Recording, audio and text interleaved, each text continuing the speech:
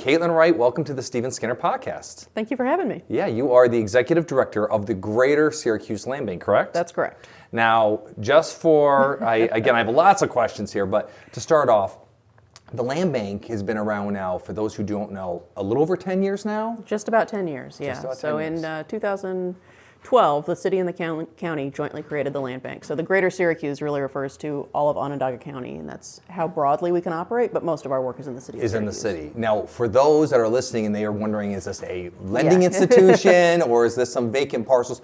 Give us an idea. What is a land bank? Because it's not just part of years of Syracuse area, county, but this goes on even nationwide, correct? I mean, there's land banks all over. There's over 200 land banks across the country and 29 now in New York State. So a land bank, we're not a lending institution, so that's a good question. We're a public authority, which is like a quasi-governmental entity in New York to make things even more confusing. So we are a 501c3, but we're also a public authority, which means that we're subject to all kinds of laws that government agencies are subject to. So we're supposed to be a little more powerful than a nonprofit and a little more nimble than the government. Because you're not, you don't work for the city of Syracuse. You are a separate entity. We're a separate entity with our own payroll, but we do have to go through an annual audit and report our audit to the state every year. The city reports our financials as part of theirs as a component unit of the city. So we're kind of tethered to them at arm's length. Now, again, you have been the executive director for our Syracuse Land Bank here from the beginning, right? That's correct. When we started the Land Bank, I was a land use planner for the city, working for the Bureau of Planning and Sustainability. And we had finished writing the city's land use plan that led to their new zoning ordinance they have now. And I didn't have a whole lot on my plate at the time, and the state passed this enabling legislation allowing local governments to create land banks. And we had wanted one for a long time here in Syracuse. We have a lot of vacant and abandoned buildings, as you know, when you drive around the town. And we thought this would be a powerful tool we could use to get control of those vacant and abandoned properties, assemble some together adjacent if we can, basically control the outcomes of what's going to happen to get them redeveloped. So once we got the green light from the state, I got assigned to start working on figuring out which properties we could get into the land bank and how. And then we created this new entity, and it existed on paper. It's a corporation with a board of directors, but it didn't have any staff or money, and it didn't own any properties yet.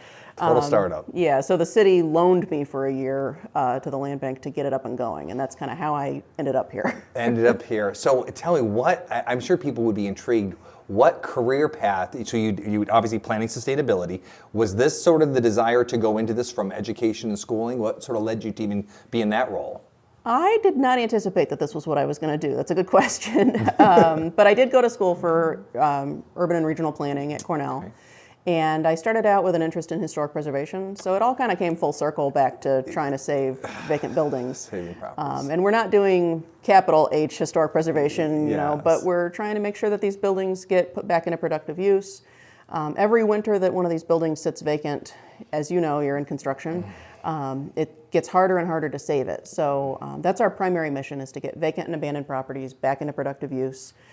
Mostly we do that by selling them to local responsible individuals who we've vetted to make sure that they have the skills and the financing necessary, because these are big projects. I warn everybody, none of these are move-in ready homes. It's work. Everyone loves the price tag. Until you get into it. We have pretty low list prices because they need an extraordinary amount of renovations. So with that said, how many homes, and again, I was looking at different websites and seeing this, so I would love to get it right from you. How many homes have the land bank been part of, again, being able, I guess, sell off to individuals that either it's in process or not, but how many, and what has that even done for tax revenue for the city and things of that nature?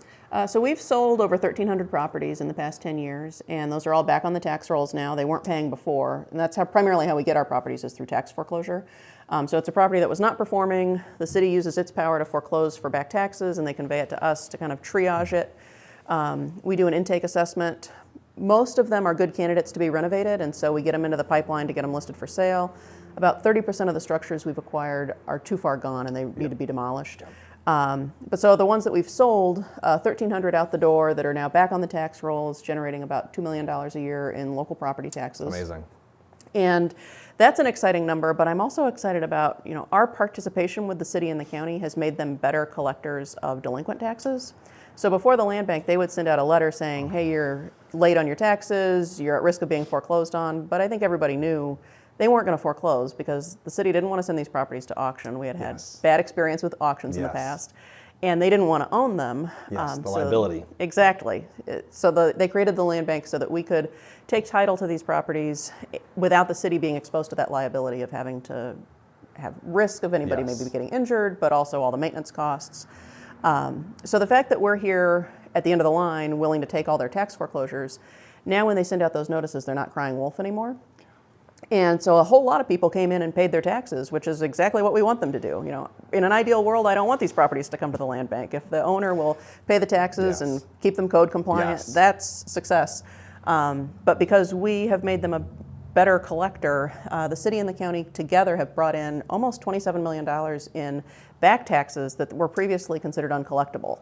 That's so again, just multiple ways. It's almost like Yeah. you are the, in a way, the thrift store for homes in the city. You are basically helping get these homes back to life. You're giving them new use. Yeah, because they absolutely. were sitting around and not being used. Now, to my knowledge, we want our city to be as many homeowners as possible, but it is a mix, correct? You do allow some homes. Yeah. So how does even that all work when it comes to homes? Is it all about home ownership, or do you have some going both ways?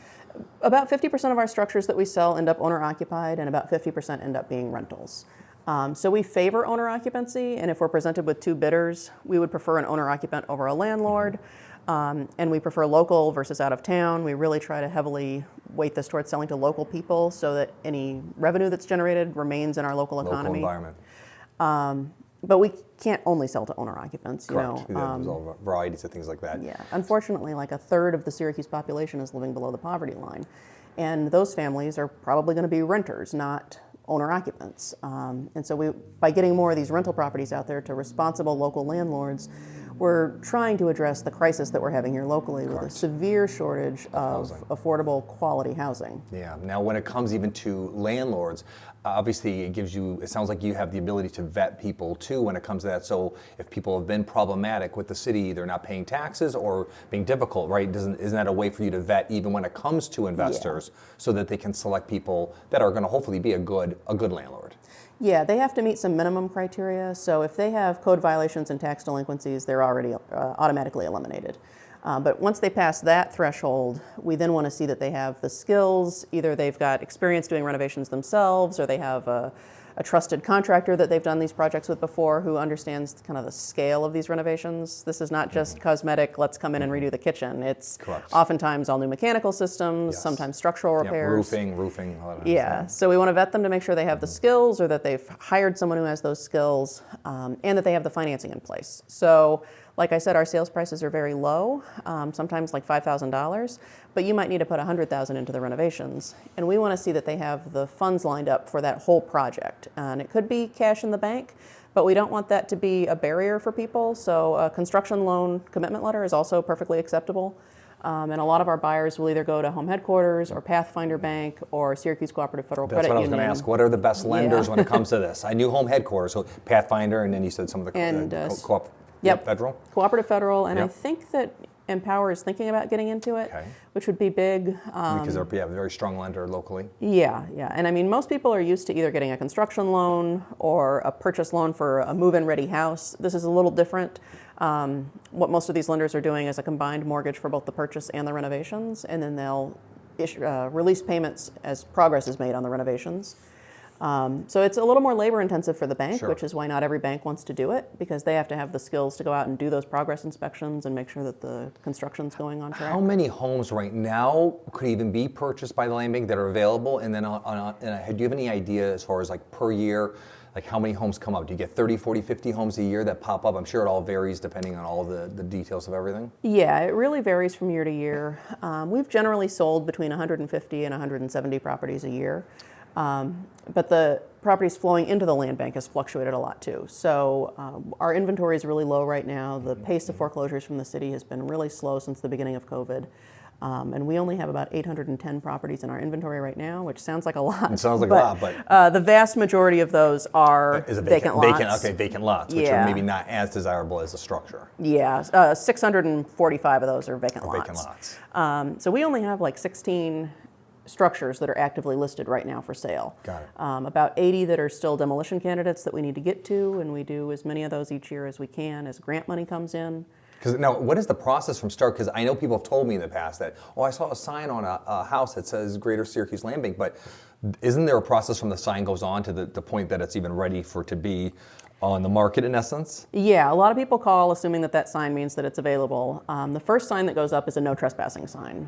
So the day we take ownership, we go take possession of the property, we change the locks, we board up any openings if there's broken windows and doors, and we put up that no trespassing sign. It's got our number, so neighbors can call if they see that it's being vandalized or if there's an issue.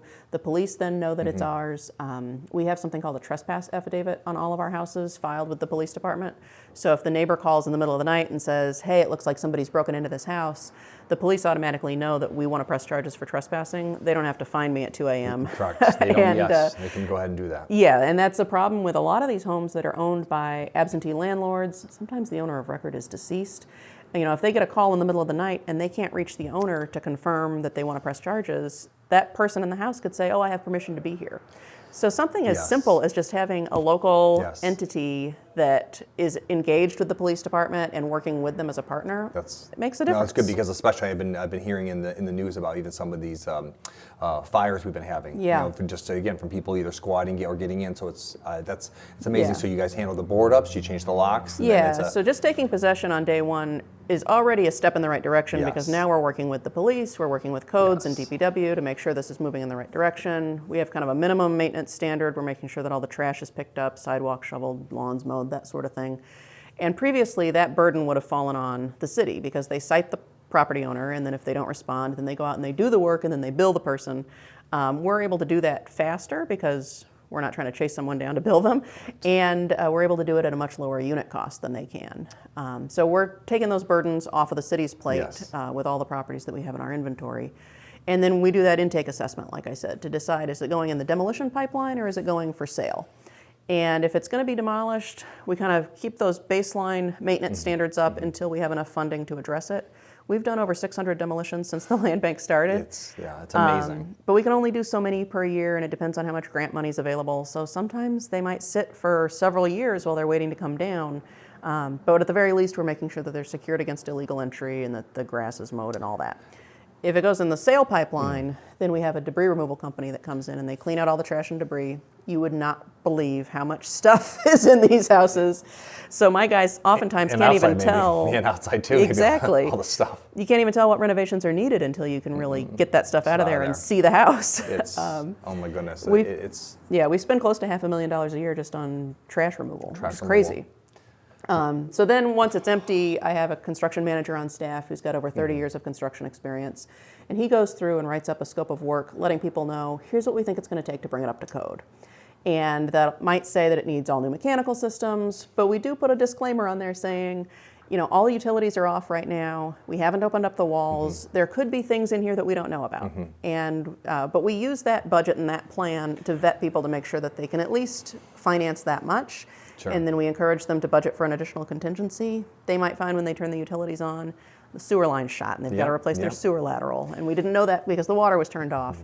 Or they open up a wall and they find knob and tube wiring that we didn't know about. So we always tell people to be prepared because you never know what you're going to find when you get into one of these projects. So staffing wise, so again, there's going to be staff for, you know, where you're the director of the land bank, but then there's also, I would believe, a board then as well, right? Does the board have some say on things? Does offers get presented? So what about both of those things between how many staff and what does your board consist of? Okay, yeah.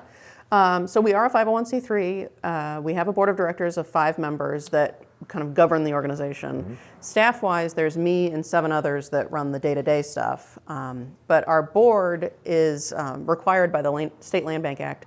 They have to approve every property we acquire, every property we sell, any contracts that we enter into. So when we're going to do a demolition or do a renovation, we get multiple bids and bring it to the board for them to approve.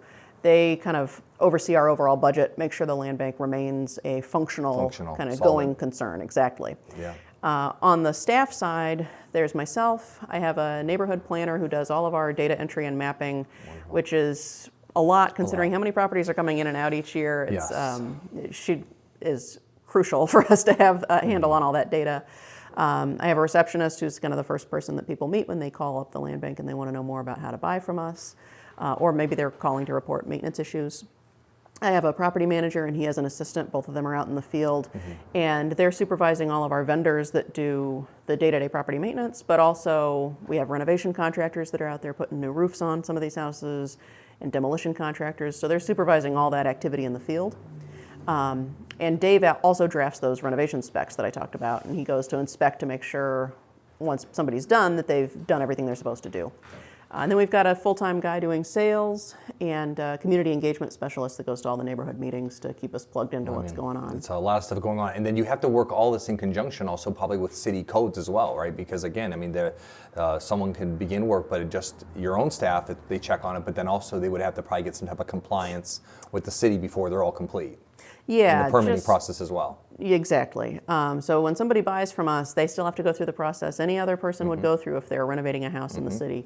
That means they have to pull the appropriate permits through the permit desk, and code enforcement will be monitoring to make sure that they've done everything correctly.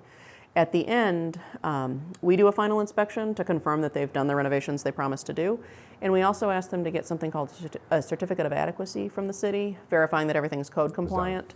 There are certain things that have to be done by licensed tradespeople, and then anything that requires a permit to be pulled. I really want codes to have the final say on that because that's not our area of expertise. Sure. But that's, the thing I love about the land bank is that where you would say a HUD foreclosure, a lot of these banks are going to go, one, not just the highest bidder. They do not care about owner occupied. And what happens is, obviously, as the term says, cash is king. A lot of times investors who have an enormous amount of cash will put a cash bid, and the owner occupied person who maybe have a construction loan, a rehab loan, won't get it. So the nice thing I think with the land bank is that you do have this monitored by your board of directors and your staffing. It leans toward, because it's not a city entity, but it's a nonprofit that works with the city. The goal is that a buyer, an owner-occupied buyer, has a fighting chance. Absolutely. To get I think the biggest concern always is to make sure about the contingency budget, knowing that that's why you have a contingency budget, because there could be things unexpectedly, so you can't always shoot low on your numbers. You have to shoot a little bit, saying, hey, this is probably what it's looking at. Yeah. But it sounds like everyone would have a fighting chance if they were going to be an owner-occupied buyer right now. Absolutely. What does, just for future sake here, you've been there. Oh, and by the way, too, I saw a little congratulations on a great award I heard. Thank you. Is it Danny Kildee Award there? Yeah, it was a real honor. Yeah, it was an award. So again, that is awesome. And again, I know we're fortunate to have you from the conception of this land bank here in this Syracuse. But what does even the next, let's say, 3 to 5 years, what is some of the idea between the land bank? Like, any thoughts on how are we going to try to utilize this vacant land for prefab homes, building tiny homes? Give us some thoughts of what the vision with the board and yourself looks like over the next 3 to 5 years at the land bank, if there is something there. Yeah, so I mentioned that out of our inventory, like 650 of our properties are vacant lots now, and that ratio has been shifting more and more towards vacant land over the years. And if we look at the pipeline of what the city's set to foreclose on, a lot more of that is vacant land than it was before. So our focus is shifting more towards assembling sites for new construction. And that's something that the mayor's office has been really focused on over the past 5 or 6 years here as well, with the Walsh administration. A strong emphasis on new construction, filling in the gaps on our blocks where there have been so many demolitions over the years. But also, there's a whole host of reasons why they're leaning this way. But with issues from lead paint and the health hazards that causes with young children, with the new construction, we don't have any lead, we don't have any asbestos. And from the developer's standpoint, it's much more predictable. You never know what you're going to find when you're doing a renovation. With new construction, they can kind of churn them out like an assembly line for the most part. So we are doing a lot of work putting together new construction sites. And the city was developed in starting in the 1850s on. In a lot of our neighborhoods, these homes were built before people had cars. And we have like 33-foot wide lots. People didn't have a driveway. Nope. Or shared driveway. Exactly. And, the OSHA standards weren't what they are now. Now you've got to have a certain distance between foundations when you're digging. Our zoning code requires that you have to have a 4-foot setback from the property line to your wall. Do you make exceptions for that? I mean, how does that? So we spend a lot of time putting properties together. We might take 3 in a row. to be 99 feet and turn it into two 45-foot lots. I got it.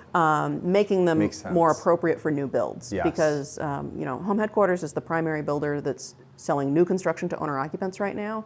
And they say, every buyer is expecting, if you're going to pay $140, $150 for a house, you want a driveway. Correct. And so we're going to need 4 feet on one side and 12 feet on the other, and we got to have enough room in the middle for a reasonable size house. Yes. There are some people that want to build on those smaller lots, and the city just adopted a new zoning ordinance in July that makes it easier for them to do so. So I'm excited about that.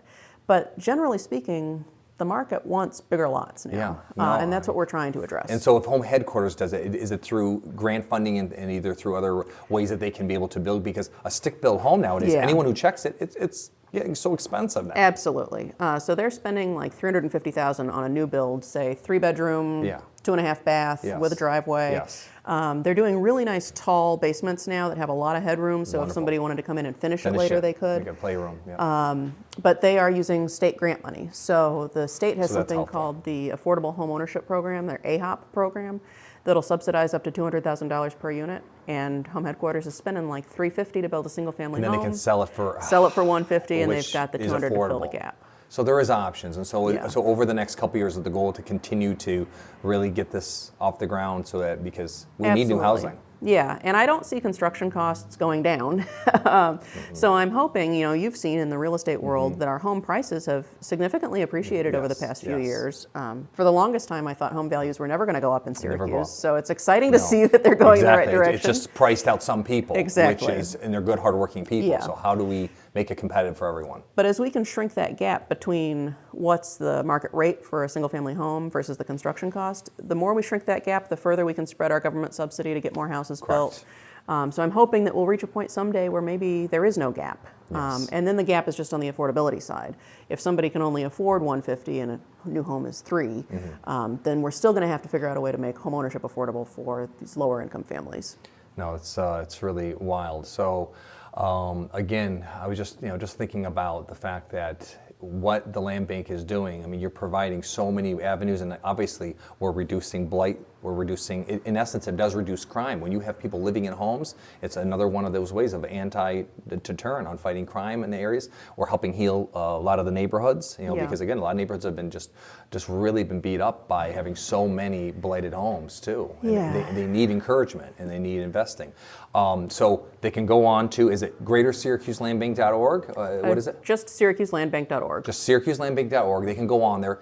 They will learn a lot. They can probably be educated a lot. But then on top of that, there's a whole process to calling the office, making an offer.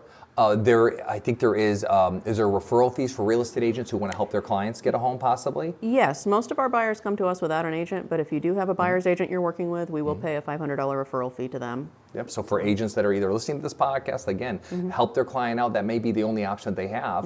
And that, and again, I heard Pioneer, Cooperative Federal, and Home Headquarters are probably the best for a Pathfinder. Pathfinder. And, Excuse me, yeah. Pathfinder. Yes. Pathfinder, Cooperative Federal, and yes. Home Headquarters are doing the most loans for our buyers. Yeah. And to be able to get a loan for a renovation, rehab loan on that. So. No, that's just awesome. I mean, again, this is something hopefully people will not only jump on, and I mean, I don't know if you envision it ever being reduced, or do you see that there's still a lot of homes that people are, there's just, because they probably got backlogged once the city wasn't confiscating homes, right? So we got quite backlogged. Oh yeah, it was crazy. So the city did foreclosure auctions up until Yes. the 90s, which was kind of a normal, typical Yes. thing most of the country does. But of course they saw you're selling these homes at auction, the buyer can't get inside to see what condition it's in. You, the seller, can't make an informed decision because you don't know what condition the house is in. And so you get a lot of cash buyers because no mortgage lender is going to lend you for a speculative property you're buying at auction. So cash buyers are kind of depressing the prices, and we would get slumlords coming up from out of town. And maybe they would get in there and do a good job, but more often than not, we would see that they would just do the minimum to get people in there. Maybe they milk it for rent for 3 years, and then it ends up back in the next auction. Yes. And we had no control over mandating that they had to do certain renovations afterwards. So now with the land bank, we can add all these extra criteria, like I said, favoring owner occupancy over landlords. We couldn't do any of that before. So they stopped doing auctions in the 90s, and of course their collection rate declined. duh. And so then it became really popular for municipalities to sell their tax liens to an investment company. A lot of them sold to this group out of Florida called American Tax Funding Service. Rochester sold to them as well. So now the city is saying, okay, we have this gap of, say $5 million in uncollected revenue this year. We're going to sell these tax liens for 83 cents on the dollar. So they've filled their gap in the budget. But now, just like we were selling to who knows before in the auction, they don't care. Now, they don't exactly, care. This company in Florida. So the neighborhood hurts worse. Yeah, they don't. They get to decide whether to foreclose or not and what happens with these houses, and it was just crazy. So again, they stopped doing that, and of course their collection rate dropped off again. And then in 2011, the state passed the Land Bank enabling legislation, and this has turned out to be a really fruitful partnership where our first board chairman, Vito Shosholi, who had worked for the city for a very long time, was excited to say, this is the first time we've really been able to marry up our fiscal responsibility of being good tax collectors with our community development responsibilities of revitalizing neighborhoods and make them work together. I mean, it's a lot to take in. You're definitely the right person at the helm for it. I mean, our city and our county, I have a lot of gratitude to just all your work. I mean, it's a body of work. I mean, it's not just something I think you just can drop in. It's something, and so I'm just hoping if people listening to this, but if people, if they have questions on it, they get a hold of you, they talk to the staff, you do a tour of the offices. Just it's awesome. You guys are downtown, and you're part of the whole renaissance of Syracuse. So again, just thank you. I wish you the best new year for the Syracuse Land Bank, and great success. Thank you, Steve. Thanks so much.